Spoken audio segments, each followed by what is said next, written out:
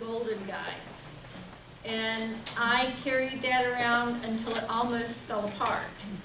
And that was illustrated by Arthur Singer. And he illustrated a number of other books as well, and had an illustrious career. And he started at an early age. And if you go and look on your bookshelf, you might find that the Golden Guide to Birds. And I encourage you to come, because if you didn't see the art show at RIT, you will be simply amazed at what Arthur Singer's artwork. And that will be the fourth Tuesday of the month at the Irondequoit Library. While we don't have it listed currently in our newsletter, in our January, February newsletter, we will have field trips to Minden Ponds to feed the chickadees, and we will be at the Winterfest to help people learn to feed the chickadees and identify the birds. And we will have an owl prowl field trip as well.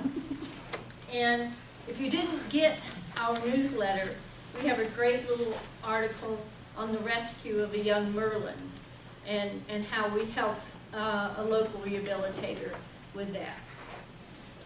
So,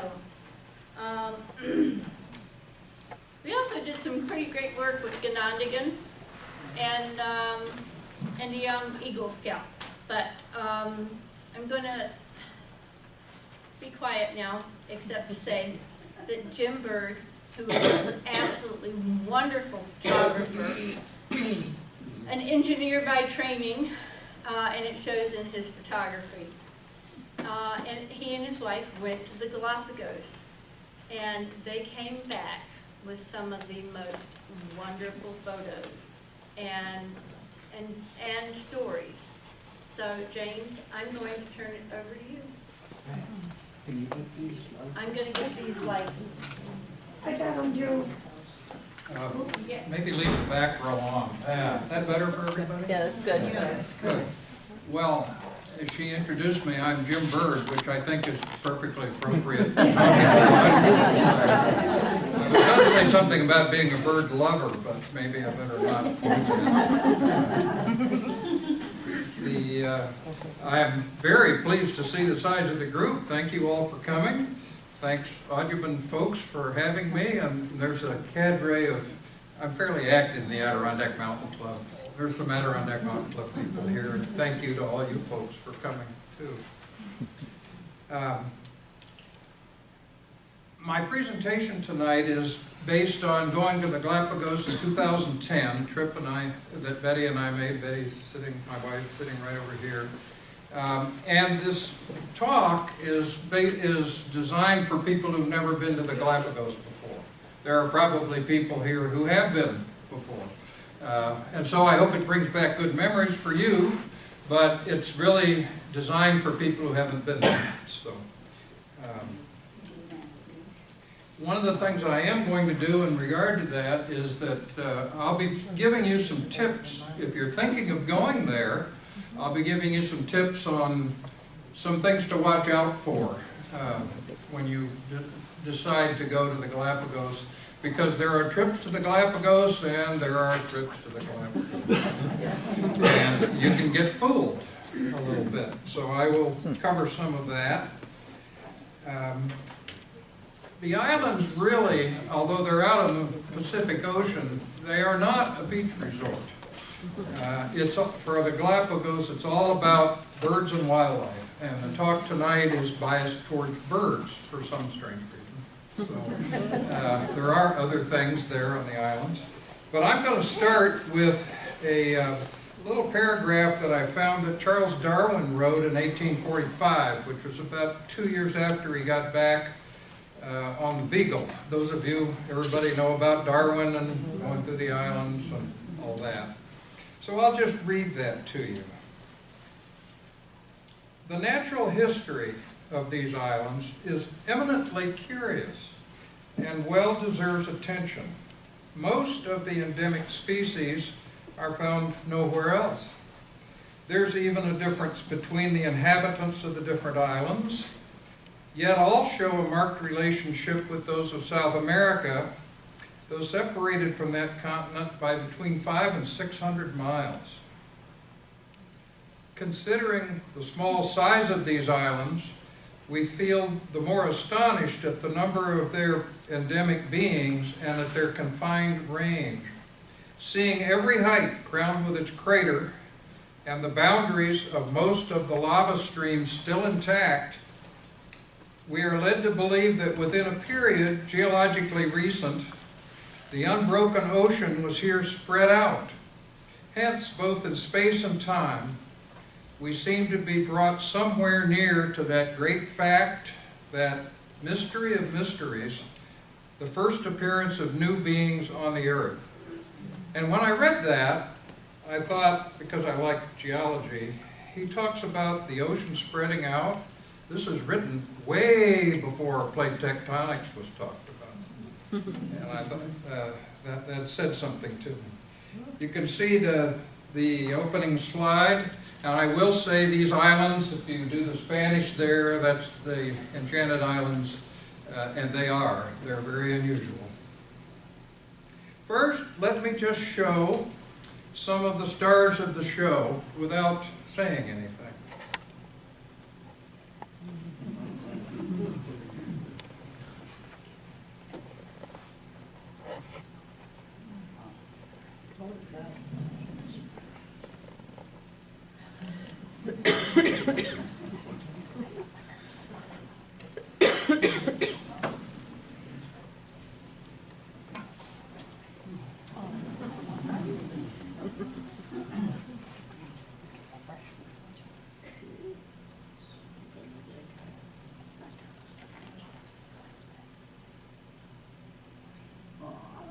He's my favorite.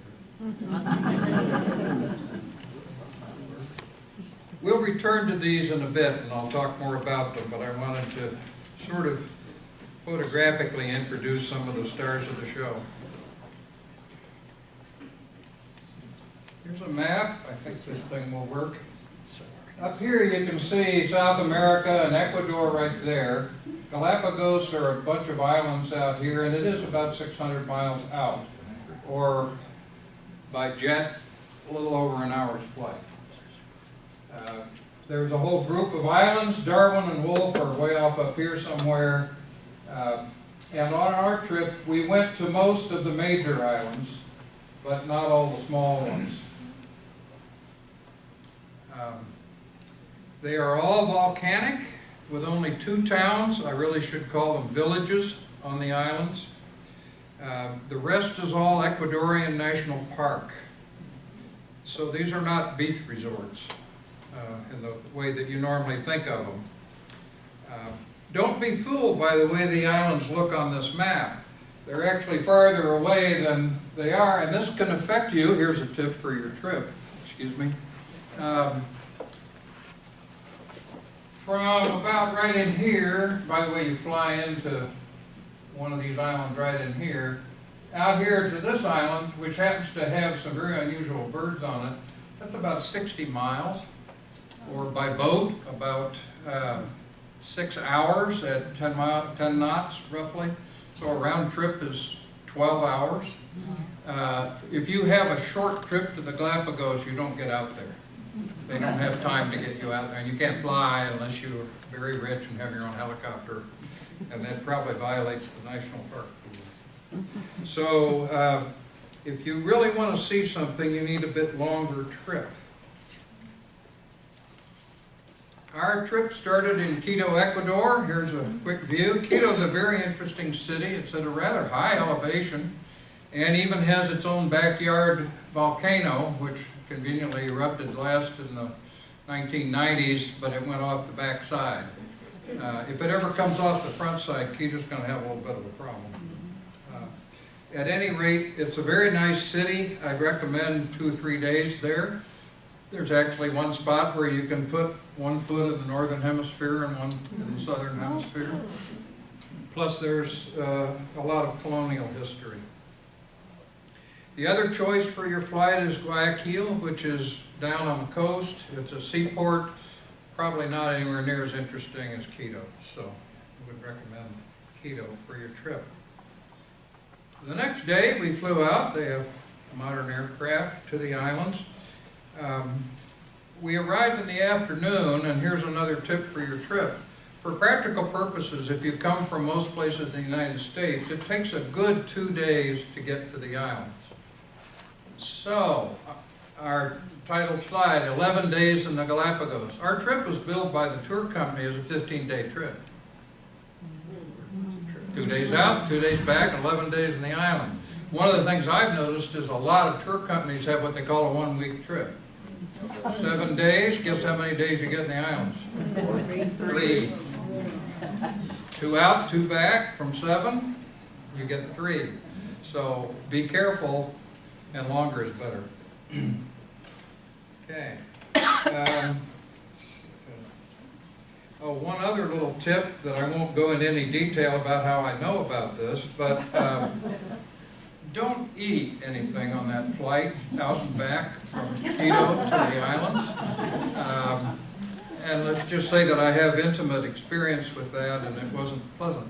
So, the flight, of course, the international flights, I found out from a friend who's in the business, they have standards for food, but this is an Ecuador flight completely, and they use Ecuadorian standards for cleanliness.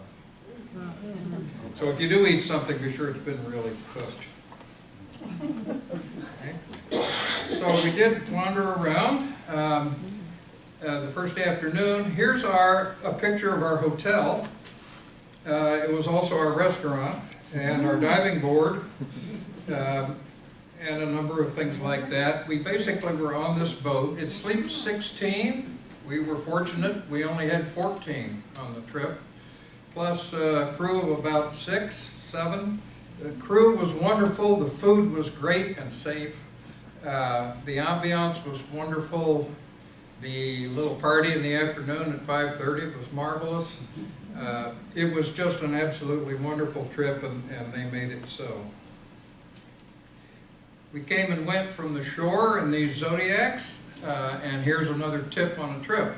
Some of the companies run trips in either 80 or 100 passenger boats, and one of the nice parts about this trip was you can very nicely get about 7 people in the Zodiac, so there are 2 Zodiacs. Boom, you're off to the shore. When you're coming back, it's quick. We talked to people that were sitting on the beach waiting for the Zodiac to go back to the boat. They were on a big boat, and they were waiting, and they were saying, we do a lot of waiting for the Zodiac. So you might want to think that over. Okay. We also used these Zodiacs for what was one of the best parts of the trip, which was the snorkeling. We snorkeled almost every day, and the snorkeling there is marvelous. I wish I could give you a bunch of gorgeous photographs from the snorkeling, but I can't. It's very difficult to get a decent picture underwater, unless you're a professional. But the snorkeling was marvelous. Now I'll give you some overviews of what the islands actually look like.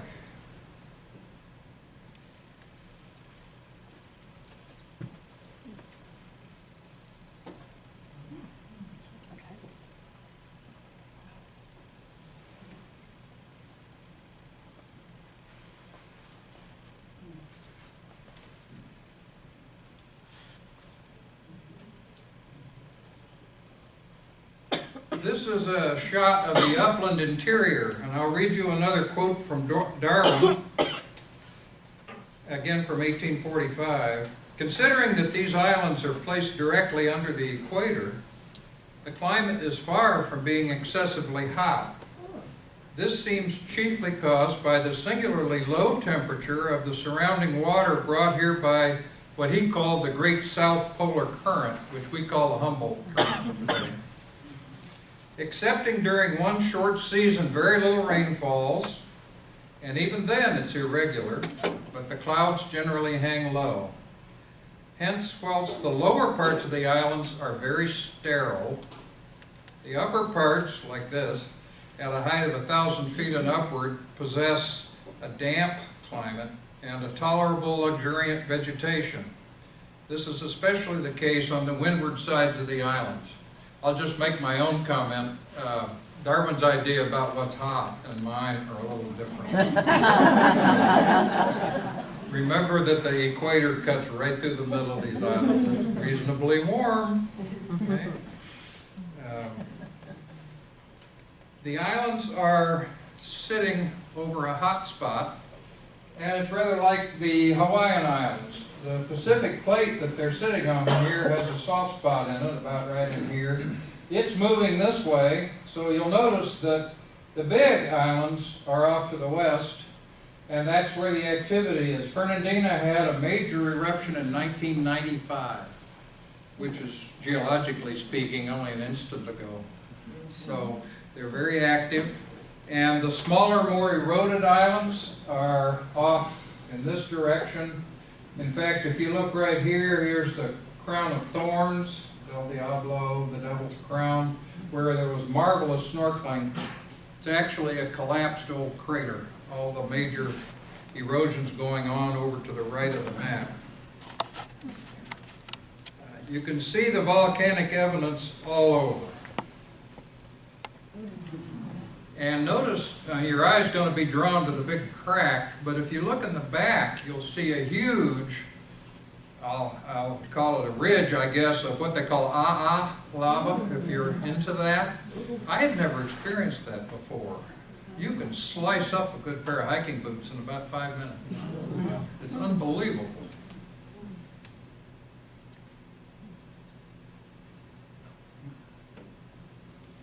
You can see two different major lava flows here, just by the color.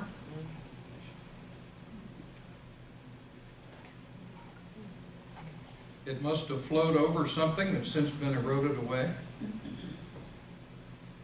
You can see where the flows came down and created major cliffs in the ocean. That's our zodiac, by the way.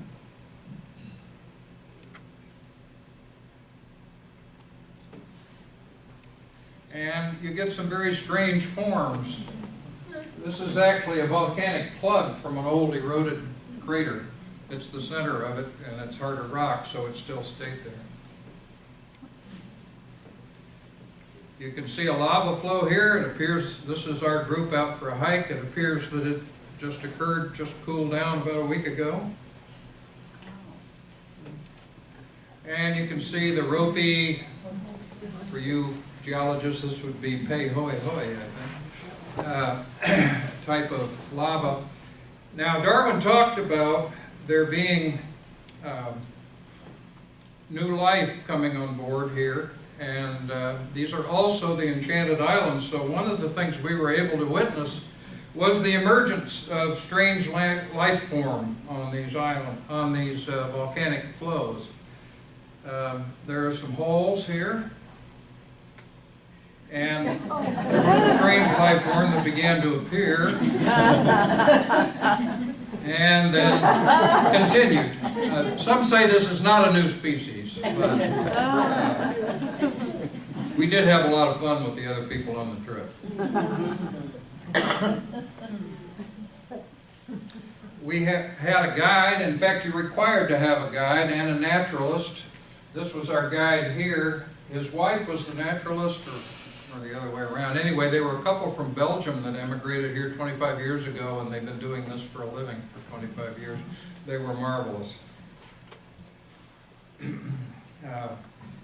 I am not an avid birder like many of you. I do keep records where I can, and due to that guide there, I got 38 birds on this trip, and this was not a birding trip. So that's just sort of paying attention rather than doing anything special. Ecuador has rules for the national park. People like us are not allowed on the islands before 6 in the morning, and you're not allowed to be on the islands after 6 in the evening. So, and the guides are there to help you and be a guide, and also make sure that you get on and off the island when you're supposed to. So they did that, and we would normally eat breakfast about 5 or so in the morning, and then they try to drop us off for a hike right at 6 in the morning. We'd take a hike Lava, as you've noticed in the picture, is pretty dark. When the sun starts getting high, the lava starts to get hot. By about 10, it's really beginning to get quite hot. By 12:30 or 3, or 12:30 or 2 in the afternoon, it's over 100 degrees. So what we did was we would do these hikes, and all. This is actually a picture of our group on one of the hikes. We did see some different foliage. This is a lava cactus. And some flowers. I don't know the name of this flower, but they were fairly common. At about 10 in the morning, they'd get us back off the hike, into the Zodiacs, back to the boat, get your snorkel gear, put on your little wetsuit, and they take us snorkeling. And then we'd snorkel for a couple of hours, and about noon, they'd pick us up, take us back to the boat for lunch, a little siesta in the afternoon. About 3 o'clock in the afternoon, we go out for another hike when the heat is starting to break, and then they'd have us back on the boat by about 5 or 5:30, where we had a little cocktail hour. Very nice for those who enjoy that sort of thing. I've talked about snorkeling, and I mentioned the crown of thorns. This is actually called the crown of thorns. It's a collapsed volcanic cone that's all eroded. But the neat part is the water is very shallow there. And we talked about the Humboldt Current. The Humboldt Current actually cuts right through here. And it goes fast enough that here's how they got us snorkeling out here. The Zodiacs took us upstream in the ocean current about 300 or 400 yards. We jumped out of the Zodiacs. You're in the open Pacific. And by the time you sort of blinked and counted something, you're on your way toward the islands. Toward these things. And the only way you can stop, by the way, is to have your body eddy out behind one of these rocks. So you eddy out in the water behind these. We spent about an hour in here, and then you float on out, and the Zodiac's waiting out there another 300 or 400 yards. They fish you out, take you back to the boat. We didn't actually lose anybody. But as I said earlier, the snorkeling was one of the best parts of it. These sea turtles were very common, and we were swimming with those regularly. At one time, Betty and I had been snorkeling along together, and she would tug on me and point down. There was a little shark down there, and point out different things. And then she kind of drifted off, and I'm going along, and all of a sudden something tugs on my swim fin. And I thought it was her. I thought she was saying, well, I turned and looked around, and this is what it was. And I swear that sea lion sat there and grinned at me. And in Sea Lion, he said, "I got your fin." And then I asked the guide later when we got on the boat, and he said, "Yeah, they do that all the time. They love to do that, play with you." It was really cool.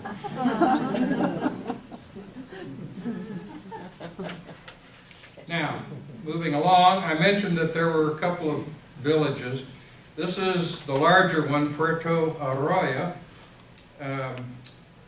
And, you know, there wasn't much to see there. There is the Darwin Institute, and we did go to that. I don't have a lot of pictures of that, but when we were there, we did recognize something that was there, and we said, well, you know, I've seen this guy.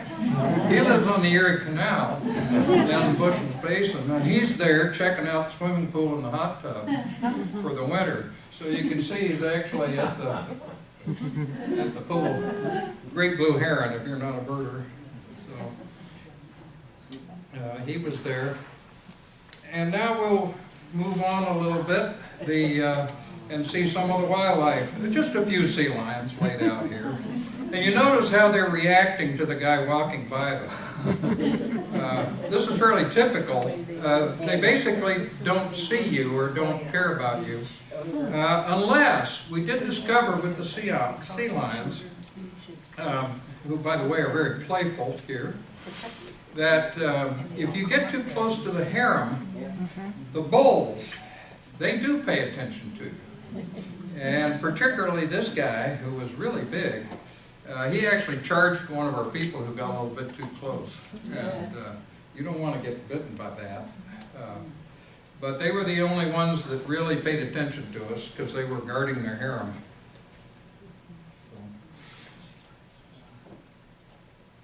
Now, we were there in March, and it was very common to see nursing sea lions.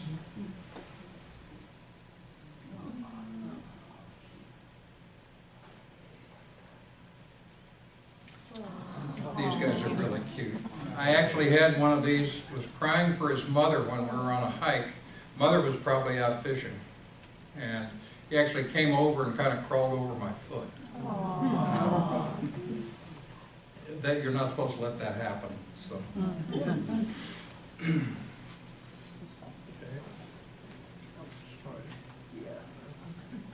We also got to see the famous tortoises, Galapagos tortoises. I won't spend a lot of time on those. They are rather big, and they don't always get along with each other very well. And they're not real pretty, but there he or she is.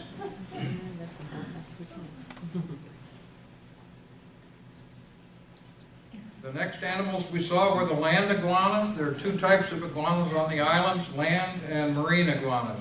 These are about 2 to 3 feet long. They're vegetation eaters, as far as I know.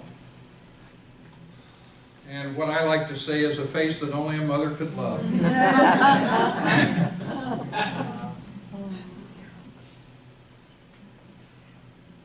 There are also many varieties of lava lizards. Here's a couple of them, and they were everywhere. And you notice they are a little bit different. I'm not sure how many species there are, but there are several.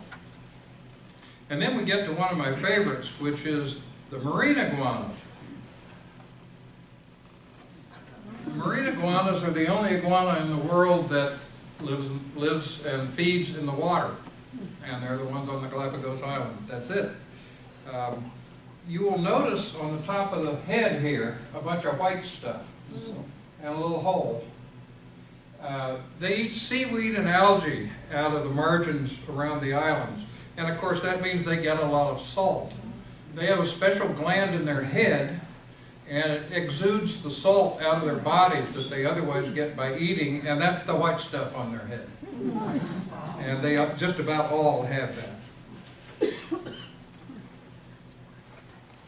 Sometimes you see quite a lot of them. If you didn't know what they were, you might think this was kind of a scary sort of a thing. In fact, one of our biggest problems in being around these iguanas was that we had to avoid stepping on them. They really don't see you and they don't move. Here's one with a friend.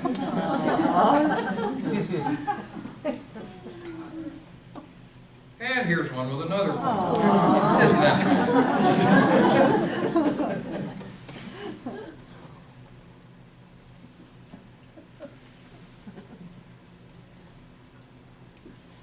On some islands, they have a little bit different, there's something different about what they eat, and they get these garish colors. It's the same species, but certainly colored differently. And I'll just interject at this point, right before putting this together, I got the National Geographic from June of this year. If you're into that, you might want to, there's an article on the Galapagos in there. Along with a bunch of other problems having to do with global warming. Global warming is apparently, especially when combined with an El Nino year, really beginning to hurt these animals in the Galapagos because the water's getting too warm. It was up 4 to 7 degrees, which was enough to start killing the algae, which is what these animals live on. So there was quite a concern, if you want to read up on it in that article. There are also some very interesting crabs. Here's some in large groups.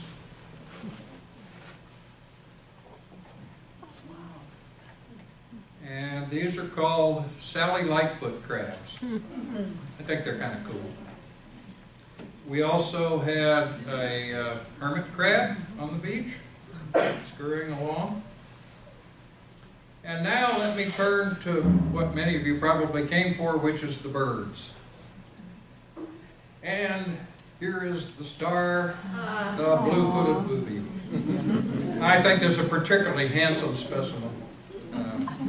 He modeled for us quite a bit. They are wonderful birds. They are actually members of the gannet family, if you're familiar with northern gannets, which, as you probably know, hunt by diving from about 30 to 50 feet in the air to get a fish and then fly back out. And these hunt the same way in the ocean.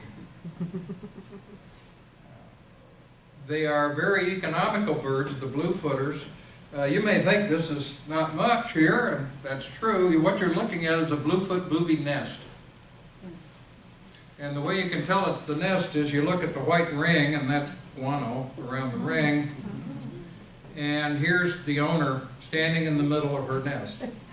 Their nest, in other words, is just a little hollow on the ground. And because there's not much that eats anything there, they do fine. There are 3 types of boobies on the islands, not just the bluefoots. There's one called the Nazca booby. It used to be called the masked booby, I'm told. I think they're particularly spectacular.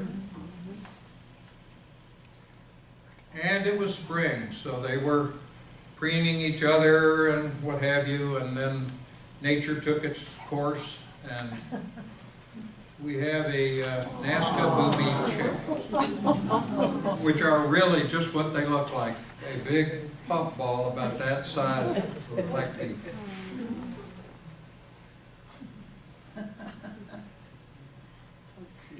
It's hot there, and the chicks have a problem with the sun.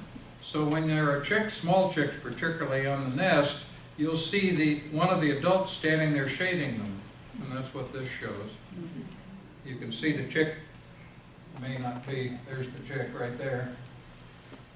And you see that quite a lot. One thing I want to point out here, it's the same picture but closer up. Look at the feet. You know that chick's going to grow. Like a German Shepherd, I guess. And then there's the red-footed booby. I think these win the prize with regard to color.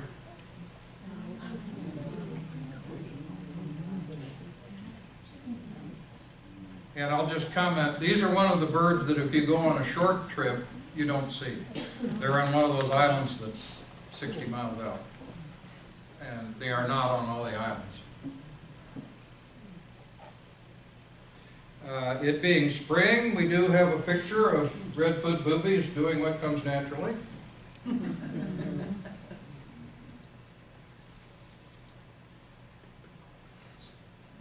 And here's an adult with the chick on the nest.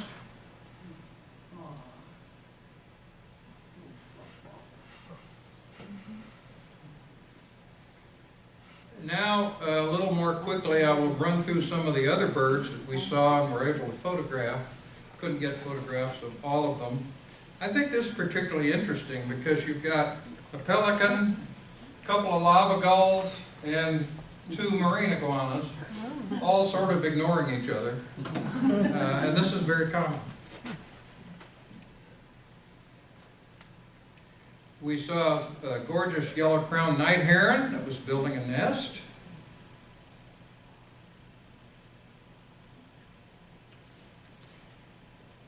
A very handsome pelican, I think.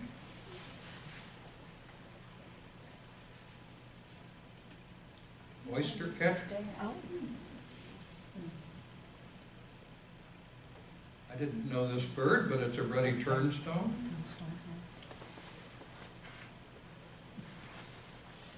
A red-legged stilt.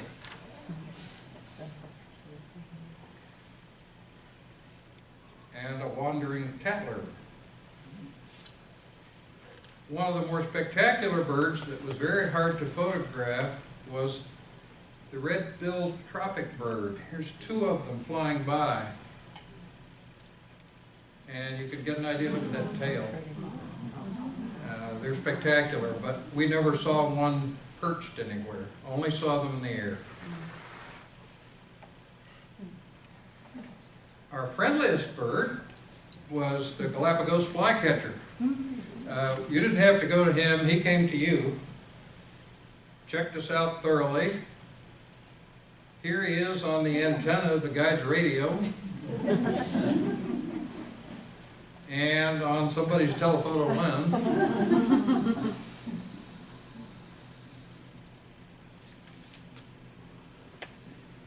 There were also flamingos. They tended to be in flocks like this, and they're pretty brightly colored there.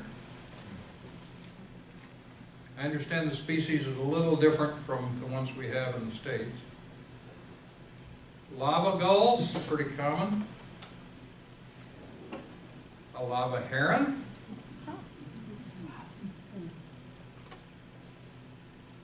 And what they call a striated heron, about the same size as a lava heron, like our green heron. And there is one hawk, the Galapagos hawk. Here he is. And here he is with a Galapagos mockingbird. They seem to be ignoring each other.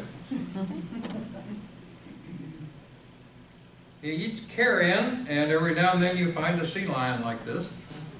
I presume it's dinner for the hawk.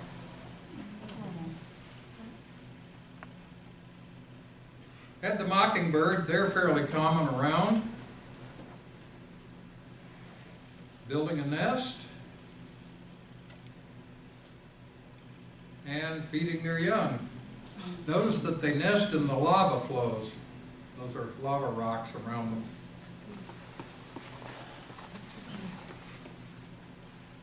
And here's a fledgling mockingbird checking me out, I guess. Also a Galapagos dove. I think those are gorgeous. And now we turn to Darwin's famous finches. Forgive the famous finches. When I started to write this, I used some notes from our trip in 2010, and I noted that there were 9 different species that had been identified. Then I picked up the National Geographic article that I mentioned. There are 18 different species that have been identified, 9 of them since we took our trip. This is the bird that apparently was the thing that really inspired Darwin to come up with his theory of natural selection and survival of the fittest. This is they come in different sizes. A number of these finches are listed as small, medium, and large. I believe this is a medium tree finch. A little closer one. Notice the coloration. And then there are cactus finches. You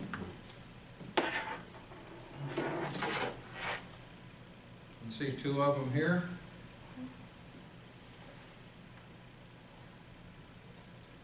And then this is a small tree finch. Notice the difference all of a sudden. Black, smaller bill. So they are fairly frequently found, although not all of the finches are found on all the islands. There's only some on some islands, not others. Now note that, are any of you familiar with a book called The Beak of the Finch? It was written about 10 years ago, and it's the story of 2 researchers that lived on the islands most of the year for 20 years and researched all these finches. If you're really into it, you might want to read that. Excellent book. And the island that they were on, I thought I'd show you. There it is. I think the name of it is Daphne. But just to show you what's involved with it, how do you land on an island like that with a boat? Very carefully. Apparently they have to wait until the swells come in just right and then hop off the boat while it's at the top of the swell and that kind of thing. But they were living a fair chunk of the year on this island. Notice there's not a lot of tree growth, not a lot of shade, no water. So they had to bring everything, and you see some little depressions in the book I read that they kind of used those for shelter from the sun when they could. They weren't there the whole year, but this will give you an idea about what the lower reaches of some of the islands are like. Very rugged, and as Darwin called it, very sterile. Pardon me, I moved a little quickly here, but I'll move on to a couple of other birds that we found. This is the swallowtail gull, which I think are beautiful. This guy's taking a nap. And it being spring, here's a chick, and there's Mama keeping an eye on him. There are also Galapagos penguins. And one of the birds I found very interesting is a flightless cormorant. Now, if you look at them, they look like cormorants you might see down at Rondequoit Bay, although they do have blue eyes. And again, they look kind of normal, but check out these wings. They cannot, and they've never needed to fly. There's been enough food for them. They just hop in the water and get the food and hop back out. So their wings atrophy. Now we turn to one of my favorite species, the frigate birds. These are juvenile frigate birds coming back. It's hard to tell the size of those if you're not familiar with them. That wingspan there is about 5 feet. So they're pretty good sized birds. Here's what they look like up close. This is another juvenile. And here's one that decided to hitch a ride on our boat.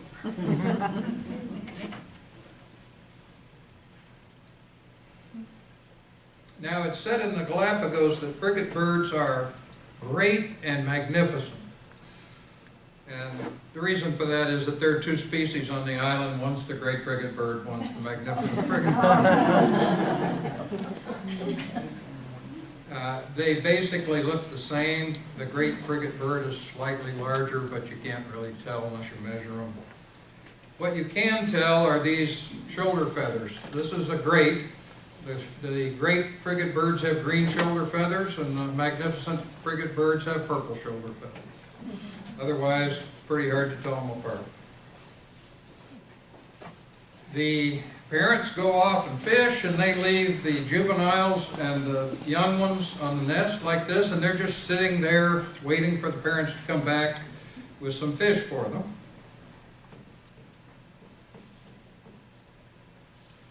And it's mating season for them. Look at the number of them if you look closely. I hope you can see it. The number of them in the air here. Some of these are juveniles, but a lot of them are females. And the way the little mating dance works is the females are up here. They're flying around, and they're looking down. And down on the ground, when the males see the females up there, they start to display like this. This is one doing his display. And you've probably seen these pictures. The males are spectacular when they want to get the female's attention.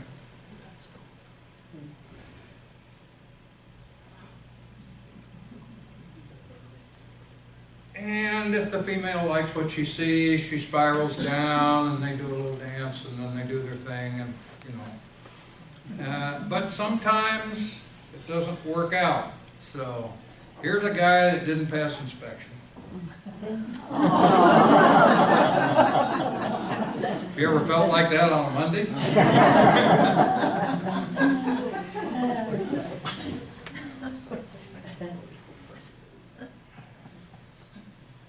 Here's one of their eggs. They're terrible birds as far as taking care of the nest. This egg's laying on the ground, probably won't make it. It just fell out of the nest. It's about 4 or 5 inches, which is an awful lot of egg for a bird the size of that bird. That bird is mostly wing. Here's an interesting one we didn't expect to get. Here's a frigate bird sitting on a nest. The only problem is the nest belongs to the red-footed booby over here. And what we learned was this is quite common. The frigate birds are lazy, opportunistic, and called the pirates of the air. And they frequently do this and drive the poor boobies got to go build another nest someplace. They steal the nest. They also steal food. I'll talk about that. Frigate birds have the highest ratio of wing length to body weight of any bird, and they're magnificent flyers. One of the ways they love to eat is they'll wait out in the air for boobies to come back carrying fish. And the booby will come back, frigate bird will see it, harass the booby in the air, cause the booby to drop the fish, and the frigate birds are good enough flyers to catch the fish before it hits the water. Wow. And they fly back then and give it to their children, so to speak. Yes, sir? Will that booby ever fight the one on the left? No. He wouldn't win, not against a frigate bird, not with that beak.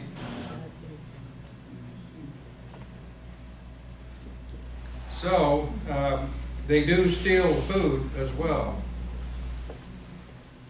Now here's a good shot that shows how big the wings on that frigate bird really are. And by the way, these are juveniles. You can see the white head. They don't have sufficient oil glands like the boobies do to go out and dive in the water. When they do get wet, they dry their wings like this. I think it's rather amazing. And then here are some young frigate birds on the nest. Again, look at those big feet. One trying out the wings.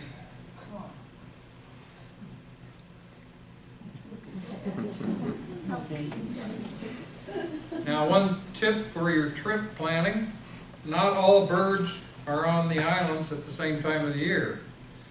We wanted to see what's called the waved albatross, because we hear they're spectacular. Unfortunately, we were there in March. The albatrosses in March are off the coast of Chile and not available. However, we were able to get one shot. I could only get one shot of an albatross. Fortunately, it was a big one. So this is my albatross shot. It's actually quite big.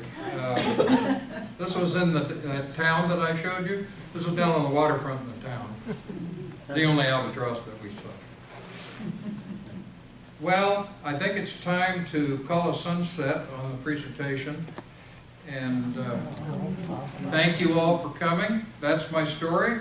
I hope you enjoyed it, and I'll be happy to take questions.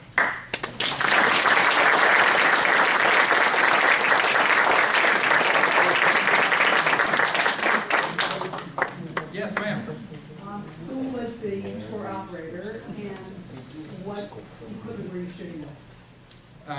The tour, she asked who was the tour operator and what equipment was I shooting the pictures with. Right. The tour operator was Galapagos Travel Incorporated. They're out of Carmel, California. And you didn't ask, but why did we choose them? Because they had the longest trips. They also had the small boats. Those were the two things. A good friend of mine over here, where is she? There she is, has been to the Galapagos. When we were planning our trip, she said, don't waste a lot of time looking for cheap trips to the Galapagos. Probably not going to find one. And we didn't find one. There may be a way to do it.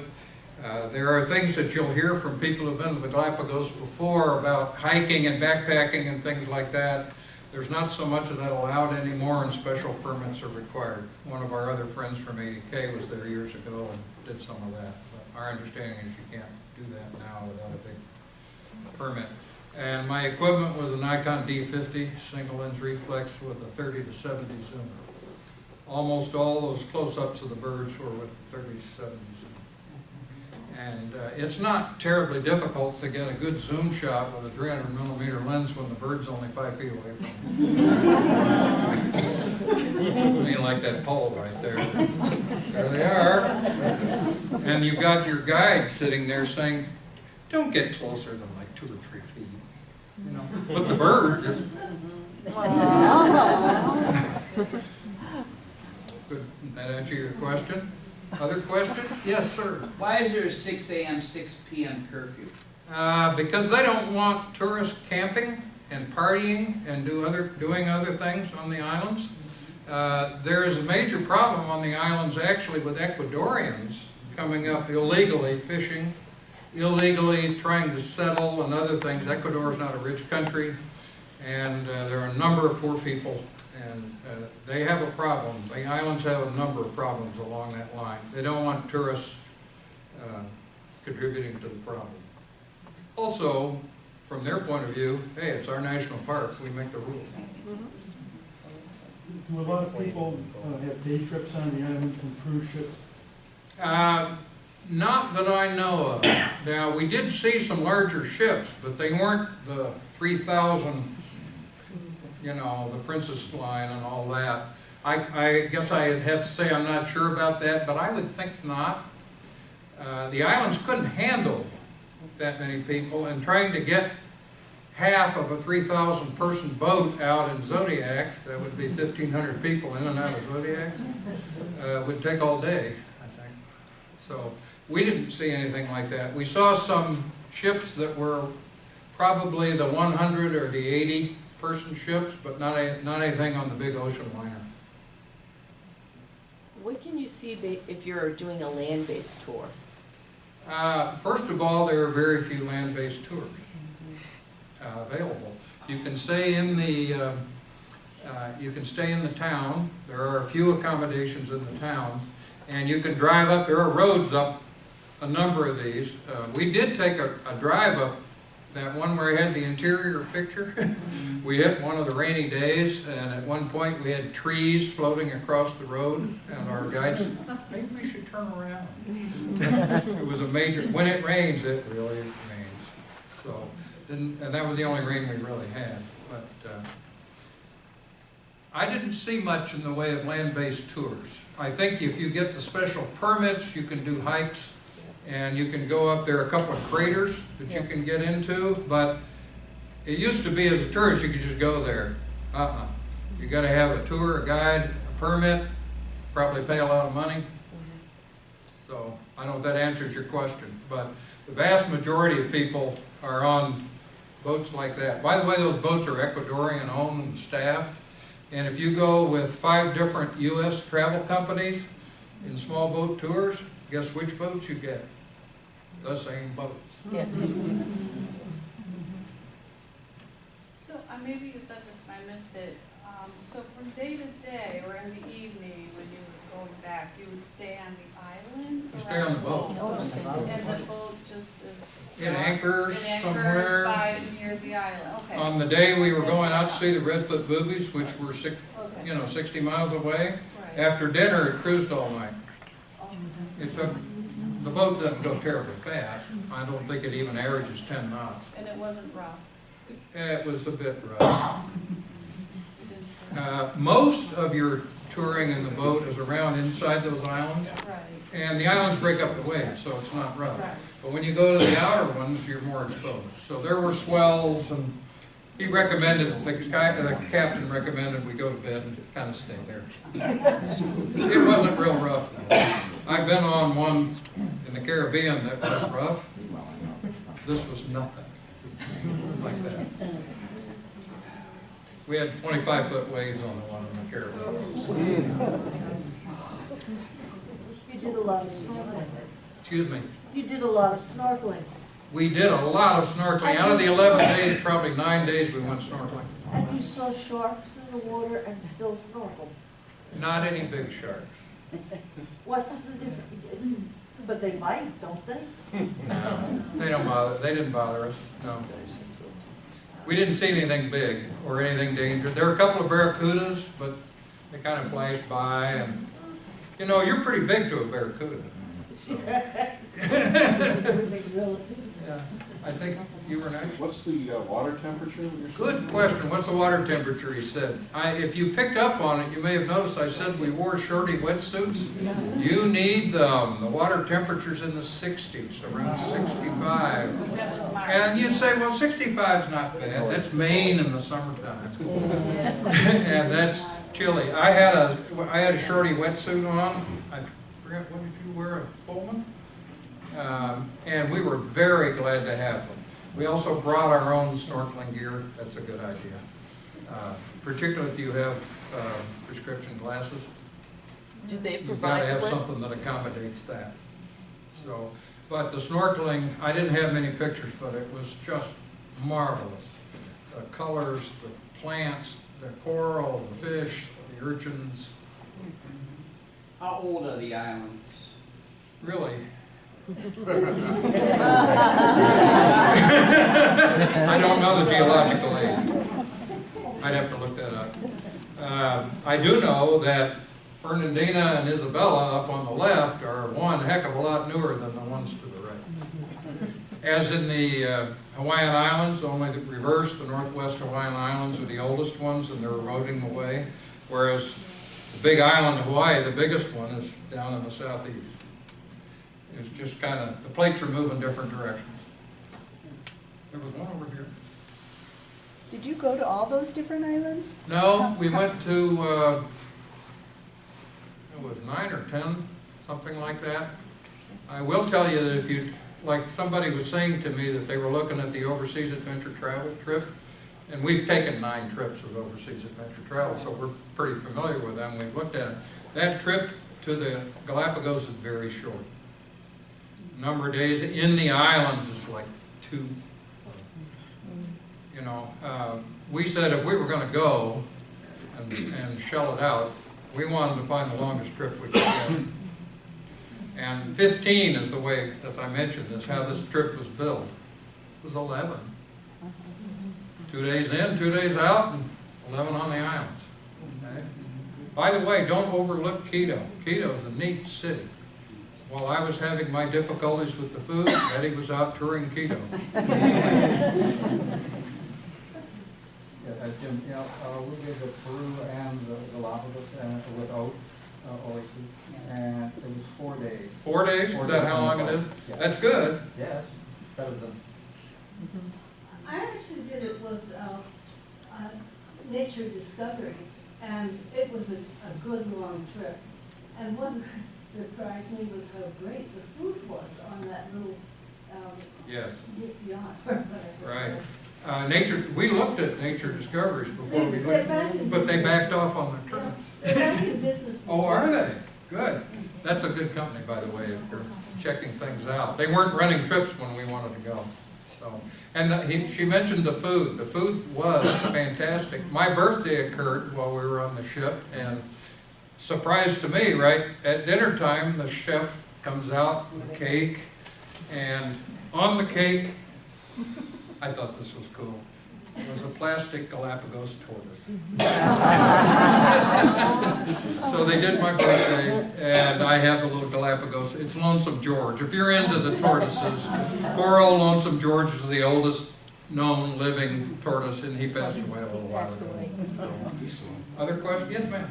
Yeah, I found it very informative that you said 2 days in, 2 days out, because I'm trying to make up my mind, and this trip is really like a 9-day, and now I'm having reservations because you really feel you ought to have 11 days in that island. Or if I could find 20 days Yeah. and afford it, that's what I would do, but I couldn't find it. It was like the Grand Canyon. They used to run 21-day trips down the Grand Canyon. Now you're lucky if you can find a 15-day one.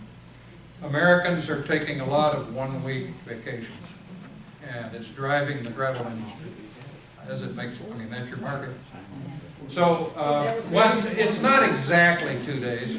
The afternoon of the second day, we flew out. You know, you have to get through the airport and your luggage, and then they get a little cart and they kick you to the other side of the islands, and you get on your boat. And by the time you get all that done, it's 4 o'clock in the afternoon.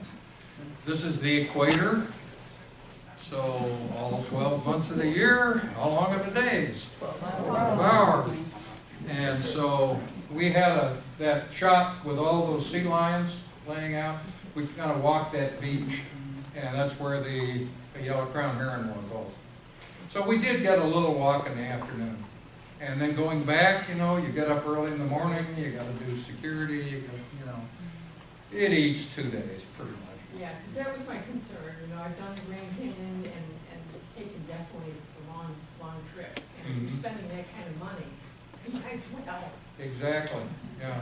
So, And I say the food, and they did have happy hour. Oh, I didn't mention that after happy hour, you have dinner. Yeah. But then in the evening, about 7, the naturalists would give a talk about what we're going to see the next day. I think that's pretty common. And these folks were wonderful, so they did a good job. Is that all on your? this was worth coming to find out about, that you should, you know, add in that. Yeah, that's definitely making me rethink this. I go for the longest one I can find that I can afford. Yeah, yeah. Are there any seasons at all? There's a dry season and what they call a wet season. I'm not sure which is which. I think we were there in March in the dry season. Right? Maybe you know, Ken? Yeah. Generally around the equator, I've done some travel in the Amazon and Brazil. Again, well, in the Amazon, there's the wet season, and then there's the really wet season. And there's the Beasley hot season, and then there's the, I cannot believe how hot this is season, which is much hotter than the Beasley hot season. The humidity is always in the Amazon somewhere around 450,000%. That doesn't change a lot. Yes, it is. You said you brought your own snorkel here. Is that wet season as well, or were they? Yes, yeah. I'm a kayaker, so I had mine. I forget what. Oh, she borrowed one from a friend sitting right here.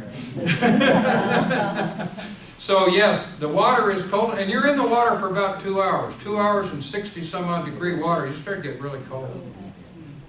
So you're paying all that money, enjoy it, you know. Is there a reason why you chose March? Rochester weather. So it wasn't based on what? A number of our trips since we retired have been November or March, which we've always thought were 2 great months not to be here. Now we did miss the albatrosses. We said, well, where are the albatrosses? Where are the albatrosses? They're in Chile. They're off the coast of Chile this time of year. When are they there? I don't know. What I said was you'd have to research it. I just wanted to. Eddie says, my wife says they're in September. Yeah, we were there in August. And they were there? Okay, thanks. Yeah. Yes. After the evening program, you can go out and watch the stars, which are outstanding. Did you hear that? I don't know if you could all hear that. Betty was saying, and I remember that now, the boat had a very nice upper deck, and in the evening after dinner and after the talk, you could go out and sit on the deck and look at the stars. Oh, it was wonderful. There are no lights. So it's magnificent. Oh, the Southern Cross. And for those who had not crossed the equator before, they did a little ceremony.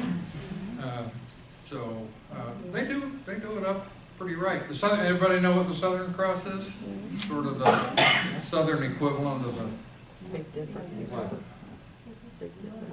Cygnus the Swan, or the Big and Little Dipper. Point staff to the south. Very common below the equator. Yes. Although below doesn't make sense, does it, on the sphere?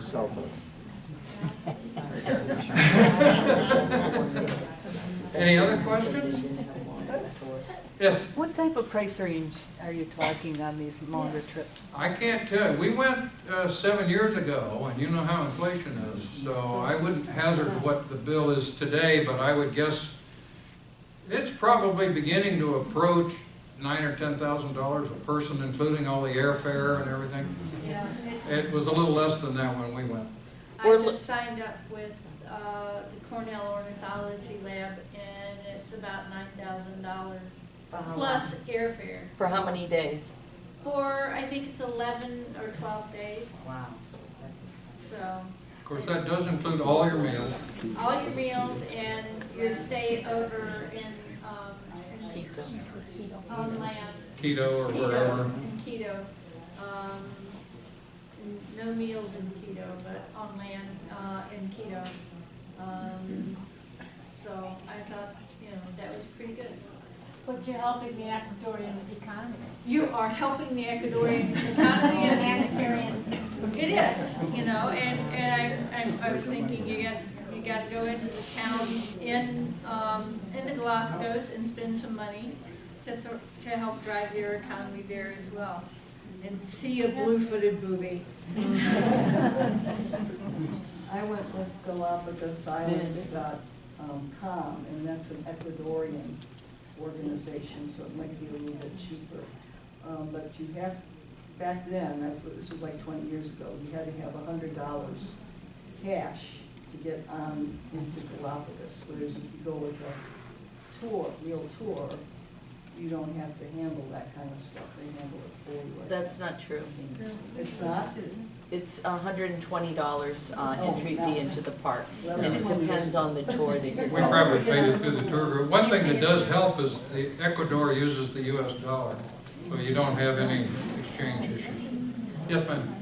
You mentioned the food on board the plane. We are, well, my husband won a contest actually, because we're going in January, and it's a land tour. And we'll be staying in hotels Oh, really? on the island. Okay, and Are you cautioning us against the food in the hotel? I cannot speak to the food in the hotels on the islands. We didn't have any. We ate exclusively on the boat.